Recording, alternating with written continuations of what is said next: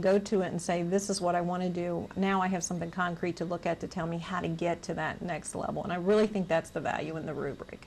That you're not a 4, because that language has totally been removed. So it's okay that you might be reflecting on yourself as, I really don't do this very well, so I might be beginning, even though I might be a seasoned teacher. And that's okay, as long as there's continuous growth moving up the continuum.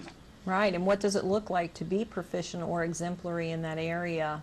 You know, and each of the 5 domains, I think it would be virtually impossible to be proficient or exemplary in each of those domains. But which ones do I really want to work on improving in so that I can get closer to proficiency?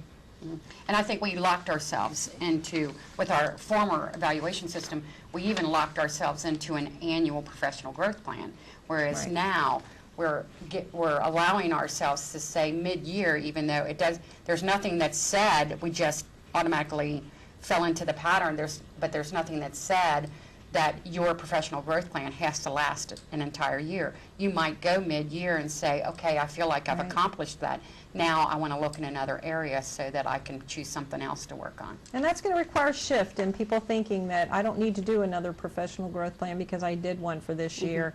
I'll do my one for next year next year. I think that what we're really saying is be looking at that all the time, and your principal will have some electronic means to provide feedback to you to say, hey, I was looking at your professional growth plan, and when I was in your classroom today, I saw that you were really taking steps towards this, or here's a couple ideas that would help you improve, and keep that dialogue going and not just wait for the professional growth plan being developed at the end of the year or even 3 years to get any feedback. So we want to keep that going throughout the year with our new system. I think we'll be better skilled to do that. The biggest thing in all of this, it's no longer just something that administrators do to teachers. It's everybody working together. Teachers can work together in their professional learning communities. The administrators constantly working to help the teacher improve what's going on, find resources. Because I really think that's the, you know, as a building principal, that's my job, is to go out and make sure that I'm finding resources. If Bev needs something in the classroom, if I don't have it, go out and find out where we have it. The nice thing about being a large district is we have plenty of resources to be able to help support what teachers need. So it's a very collaborative effort across the board, is the way it's intentionally been set up.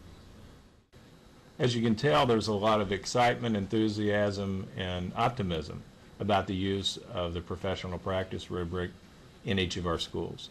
As said earlier, I'm proud of the efforts of our teachers and administrators in the school district.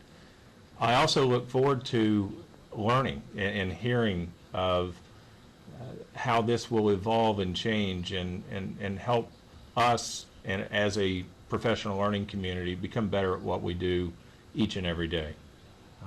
At this time, you're going to hear more about the nuts and bolts and the inner workings of how this will play out in your classrooms from each of your administrators. And we look forward to your questions, because you're going to have those. And we also look forward to making this better each and every day and in the years in the future. Again, a special thanks to our Teachers Association, Kenton County Education Association, and their leadership, and to our Board of Education for approving such a courageous practice, one that we know will help us focus and simplify what we do for our students. Thank you, and have the best year ever in the Kenton County School District.